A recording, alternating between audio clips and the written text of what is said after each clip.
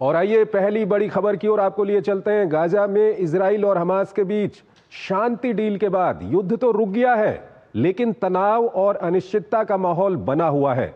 बंधकों के शवों को लेकर जहां दोनों पक्षों के बीच तनातनी दिखी, तो वहीं जिन इलाकों से इजरायली सेना हट गई है, वहां हमास का दबदबा बनाने का सिलसिला जारी है।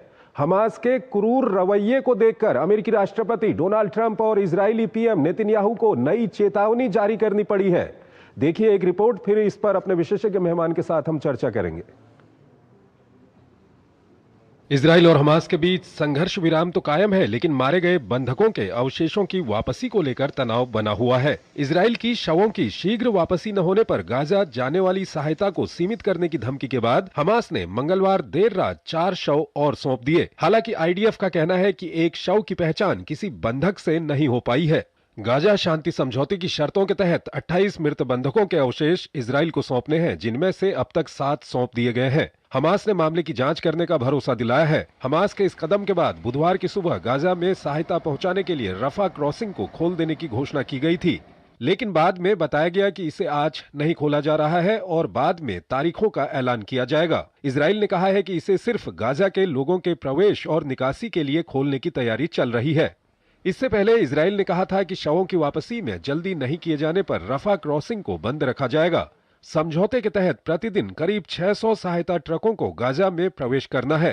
समझौते की शर्तों में हमास का हथियार डालना भी शामिल है। इजरायली सेना के गाजा से पीछे हटने के बाद हमास फिर से अपनी ताकत बढ़ाने में जुट गया है। खुलेआम हथियारों की नुमाइश करते हुए लोगों पर अपना दबदबा कायम करने की कोशिश में लगा हुआ है। हमास ने उन स्थानीय हथियारबंद गिरोहों पर हमले शुरू किए हैं जो इजराइल के कब्जे वाले इलाकों में ताकतवर हो गए थे। आरोप है कि ये लोकल समूह 2 साल से राहत सामग्री लूटकर बेच रहे थे, जिससे गाजा में भूखमरी बढ़ी। हमास की पुलिस अब सड़कों पर गश्त कर रही है और इन गैंग्स पर हमला कर रही है। इजराइल की जासूसी के आरोप में सरेआम 8 लोगों को मौत के घाट उतार दिया गया। वायरल वीडियो में 8 लोगों को आंखों पर पट्टी बांधकर बैठाया गया और हमास के लड़ाकों ने उन्हें गोली मार दी। फलस्तीन के राष्ट्रपति महमूद अब्बास ने इसकी जोरदार निंदा की है। गाजा में लहराते हथियारों ने राष्ट्रपति ट्रंप से लेकर प्रधानमंत्री नेतन्याहू तक के कान खड़े कर दिए हैं। नेतन्याहू ने कहा है कि तय शर्तों के अनुसार अगर हमास ने हथियार नहीं डाले तो कयामत बरपा दी जाएगी। नेतन्याहू का बयान राष्ट्रपति ट्रंप के बाद आया है, जिसमें उन्होंने हमास को धमकी देते हुए कहा था कि अगर जरूरत पड़ी तो बलपूर्वक हमास को निशस्त्र कर दिया जाएगा। इस बीच गाजा में हुए इजरायली हमले में 2 लोग मारे गए हैं। और इस पर ज्यादा बात करने के लिए हमारे साथ जुड़ रहे हैं Sushil Kumar Singhal, former senior diplomat हैं, विदेशी मामलों के जानकार हैं। उनसे हम बातचीत करेंगे। सिंघल साहब, बहुत बहुत स्वागत है आपका हमारे इस कार्यक्रम में। सिंघल साहब, पहला सवाल तो यही है कि ये शवों को देने की जो डेडलाइन थी वो लगभग खत्म हो गई है, लेकिन अभी भी जो शवों को देने का सिलसिला है वो पूरा नहीं हो पाया है। इसको लेकर के काफी तनाव है वहां पर, क्या कुछ कहेंगे आप? बिल्कुल, आप जो कह रहे हैं बिल्कुल सही है। वहाँ बहुत तनाव है क्योंकि इसराइल के लिए, वहाँ उनके नागरिकों के लिए एक इशू है। और जो जो अंडरस्टैंडिंग हुई थी उसमें 72 आवर्स की डेडलाइन बनाई गई थी कि डेडलाइन उसके अंदर उनके शवों को और जो जीवित हैं उन सबको वापस कर दिया जाएगा। लेकिन हमें याद रखना पड़ेगा कि जब हमास ने बोला था, कहा था कि 72 आवर्स में वो जो अवशेष हैं, जो पार्थिव शरीर हैं, उनको वो नहीं ला पाएंगे उस समय के अंदर, तो उन्होंने लंबे समय की उन्होंने उसमें डिमांड की थी। और मुझे जो लग रहा है कि हो सकता है कि हमास के दिमाग में इसको एक बार्गेनिंग चिप की तरह यूज करने की भी कुछ उनकी इस बार मंशा हो, क्योंकि जीवित हैं, जीवित जो जितने भी उनके पास बंधक थे वो तो उनको छोड़ने पड़े, लेकिन जहां तक जो शवों की वापसी की बात है उसका उन्होंने पहले ही उसमें एक लगा दिया था कि भाई हम नहीं, उसको इतनी जल्दी में हम नहीं कर पाएंगे क्योंकि हमें ढूंढना पड़ेगा। लेकिन अब जिस तरीके से हमास वहां पे फिर अपने आप को असर्ट कर रहा है और इजराइल को ये कहना पड़ रहा है कि हम जो है अगर उन्होंने नहीं मानी बात हमारी या टाइम से नहीं किया तो हम मदद रोक देंगे। उन्होंने मदद रोक भी दी है क्योंकि उसको उन्होंने पूरी तरह से उसको लिंक कर दिया गया है इस वक्त कि ट्रक जो 500 ट्रक अलाउ कर 600 ट्रक अलाउ करने थे उन्होंने उनको कम कर दिया है कि जब तक जो मृत शरीर हैं उनको जब वापस नहीं किया जाएगा बंधकों के, तब तक वो उनको पूरी तरह से वो नहीं करेंगे। तो ये जो है एक इसमें एक पेच आ गया है और जो प्रेसिडेंट ट्रंप ने कहा कि हम सेकंड फेज शुरू कर रहे हैं, तो मेरे ख्याल से अभी फर्स्ट फेज में ही थोड़ी इम्प्लीमेंटेशन में समस्या आ रही है, सिंघल क्योंकि साहब, वो एक एक तरफ तो जो उसमें ये था कि एक बॉडी जो हमास की ओर से भेजी गई है, इजराइल कहता है कि वो किसी बंधक की नहीं है। इसको आप किस तरह से लेते हैं? हमास हालांकि कह रहा है कि इसकी वो जांच करवाएगा। इसको एक गलती के तौर पे देखें या कहीं इजराइल को उकसाने की कोई कोशिश इस तरह से? मैं इसको उकसाने की तो नहीं कहूंगा, लेकिन मेरे ख्याल से क्योंकि हमास भी बड़ा बिखरा हुआ है इस वक्त वहां पे, हम्म। कि जो उनके जो कांटेक्ट हैं वो, तो हो सकता है ये जेन्युइन मिस्टेक हो। मैं इसको बेनिफिट ऑफ डाउट देना चाहूंगा हमास को इसके लिए, कि उनको पूरी तरह से जानकारी ना है, क्योंकि उन्होंने पहले भी इस बात के लिए कहा था कि हमें समय लगेगा ढूंढने में हम्म। उसको। तो हो सकता है कि ये जेन्युइन मिस्टेक हो, कि कहीं जो है, क्योंकि उनको मालूम है हमास को भी कि ये इजराइल डीएनए वगैरह सब चेक करेंगे उनका, जो जो हम्म। भी अब शरीर आएंगे तो वो पता लग जाएगा। तो इसमें मुझे जो लग रहा है, तो इस वक्त जो लग रहा है कि वो जानबूझ कर कोई शरारत वाली बात नहीं, एक मुझे जेन्युइन मिस्टेक उसकी उसमें वो लग रही है। हो जा ठीक है। सकता है उनकी ये हो कि शायद वो चल जाए, तो उन्हें नहीं मिल रहे होंगे अवशेष, तो उन्होंने कहा चलो हम इसको कर देते हैं पास ऑन, सिंघल तो साहब, हम एक बच नया जाए उसमें। मामला ये सामने आ रहा है कि जहां जहां से इजराइल हटा था वहां पर जो हमास है वो लोगों के ऊपर दबदबा कायम करने की कोशिश कर रहा है। एक वायरल वीडियो भी आया है, डीडी न्यूज़ उसकी पुष्टि नहीं करता है, लेकिन वो वीडियो पूरे इंटरनेशनल मीडिया में है। उसमें दिखाया जा रहा है कि कुछ लोग जो उन पे आरोप है कि वो इजराइल के लिए स्पाइंग कर रहे थे, हमास ने उनको खुलेआम गोली मार दी।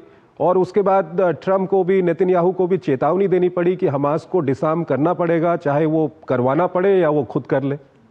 देखिए, ये एक बहुत बड़ी समस्या है, क्योंकि हमास जो है पूरी कोशिश कर रहा है कि वो अपने आप को फिर से स्थापित करे गाजा स्ट्रिप में। हम्म। और ये सब जो उन्होंने, और भी जो खबरें आ रही हैं कि उन्होंने किसी और फैमिली को भी मारा है, और वहां पे वो डिस्प्ले कर रहे हैं आर्म्स, और वो धमकी दे रहे हैं कि जो लोग जो इजराइल के साथ दे रहे हैं उनके बारे में हमें लिस्ट दी जाए, हम उनको माफ कर देंगे लेकिन हमें लिस्ट दी जाए। तो अपने आप को पूरी तरह असर्ट करने की कोशिश कर रहे हैं, क्योंकि पीएलए जो अथॉरिटी है हम्म। वो अपने आप को गाजा में एस्टेब्लिश नहीं कर पा रही है।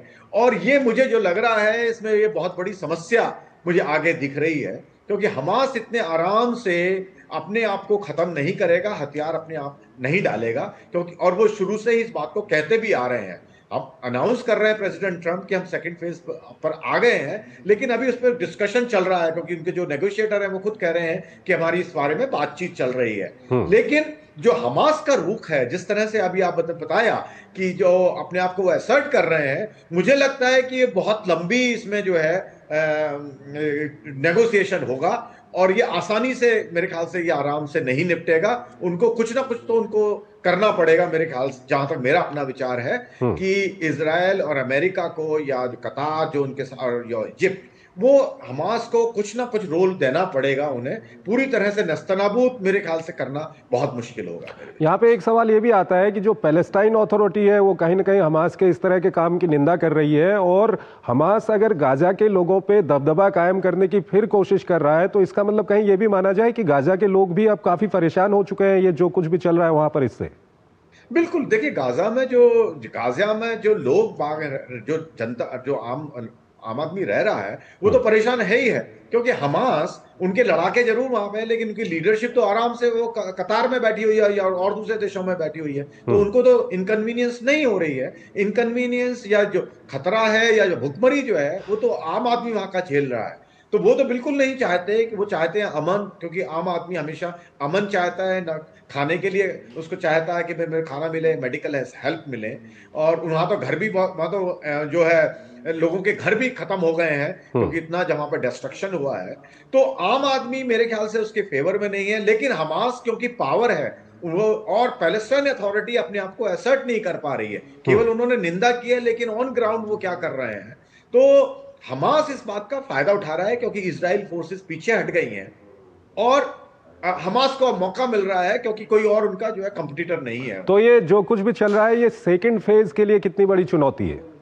ये बहुत बड़ी चुनौती है मेरे विचार से, क्योंकि हमास जिस तरह की जो कि बातचीत, जो कि 20 सूत्रीय प्रोग्राम जो दिया गया प्रेसिडेंट ट्रंप की वजह तरफ से, उसमें उन्होंने जो एक फंडामेंटल है कि हमास का कोई रोल नहीं रखा गया है, क्योंकि इजराइल भी नहीं चाहता है। और वहां पे जो पावरफुल जो भी एंटिटी इस वक्त है गाजा में, केवल हमास है। तो हमास अपने आप को खत्म करने के लिए क्यों तैयार होगा जब तक कि कोई उनको इंसेंटिव ना मिले। तो इसलिए मैं बार बार कह रहा हूं कि ये जो डिस्कशन होगा, नेगोशिएशन होंगे, ये बहुत ही क्रूशियल होंगे और बहुत ही डिफिकल्ट होंगे सब साइड के लिए करने में इसको। ठीक है, सिंघल साहब हमारे साथ बने रहिएगा। एक और महत्वपूर्ण विषय है, उस पर अभी हम आपसे बातचीत करेंगे। फिलहाल हमको यहाँ पर एक छोटा सा ब्रेक लेना है, एक छोटा सा ब्रेक लेते हैं।